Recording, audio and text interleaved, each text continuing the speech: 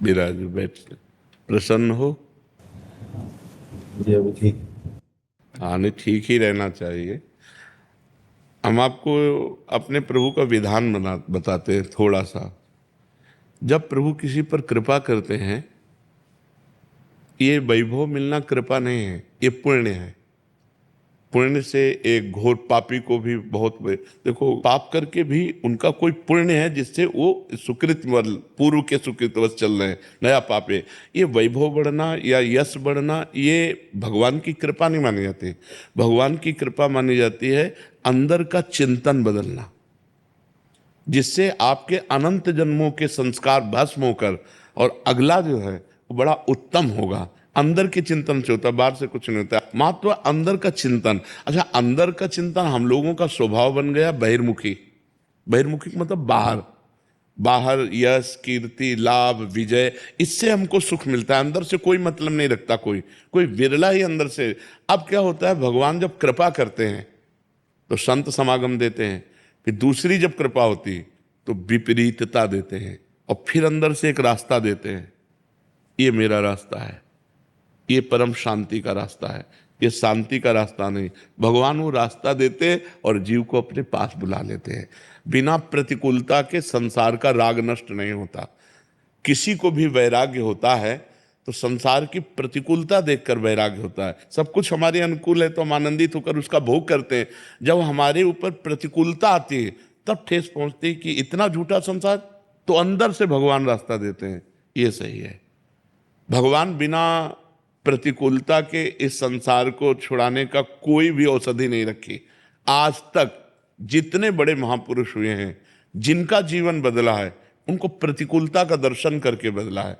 तो कभी प्रतिकूलता आए तो उस समय आनंदित हो कि मेरे ऊपर अब भगवान की कृपा हो रही है, कि मुझे सतमार्ग में चलने की प्रेरणा मिल रही है। अगर सतमार्ग छूटा हो, ये सब तो एक सेकंड के लिए आप विचार कीजिए। अब अपना सुधार कर लो, अपने जीवन को सत्य में ले आओ, तो अगला जो होगा वो बहुत जोर का होगा। चाहे जन्म हो तो श्रीवान कुलवान धनवान वैभव संपन्न ऐसे, और भक्ति की अनुकूलता।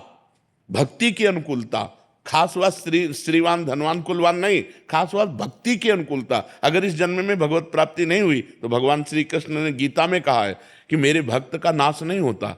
मैं कुलवान धनवान श्रीवानों के कुल में जन्म देता हूं और फिर पुनः भक्ति का माहौल देता हूं, और पूर्व का जो भजन छूटा हुआ हो वहीं से उसको। अब बिल्कुल ऐसे ही रहो जैसे रह रहे हो, बिल्कुल संसारिक बन करके रहो, लेकिन अंदर का चिंतन आपका बदल जाए। अंदर के चिंतन में आपकी यश की भावना न रह जाए, अंदर के चिंतन में आपको धन बढ़ाने की भावना न रह जाए।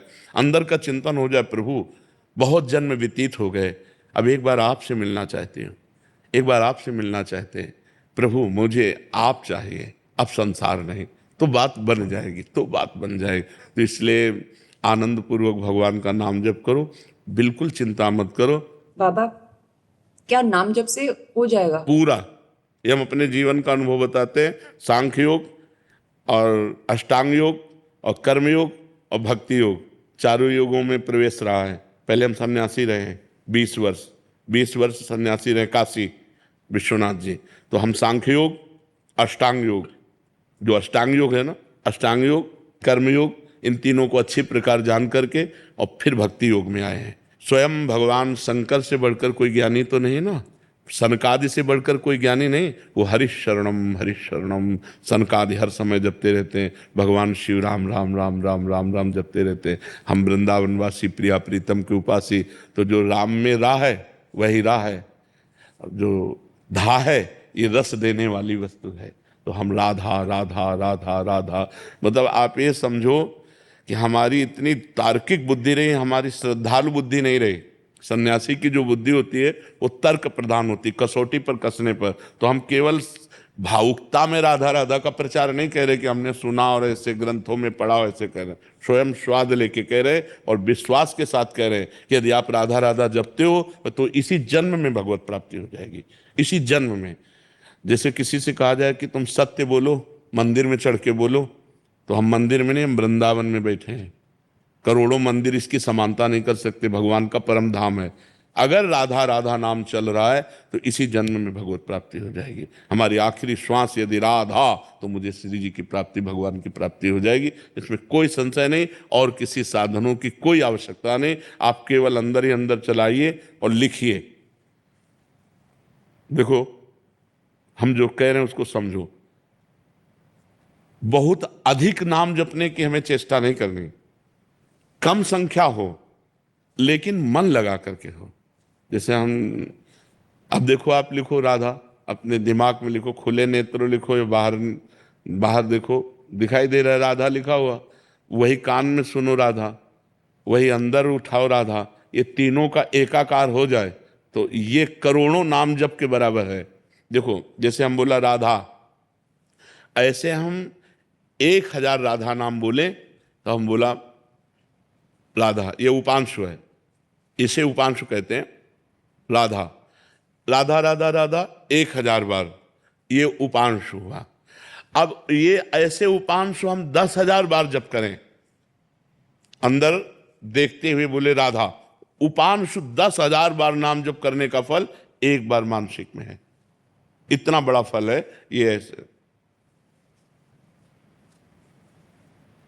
राधा राधा राधा चल रहा है, नेत्रों से हम उसे देख रहे हैं, कानों से उसे सुन रहे हैं। आप देखना कि अगर मन भगेगा तो आप लिख नहीं पाओगे राधा नाम, और अगर लिख रहे हो तो मन भगेगा नहीं।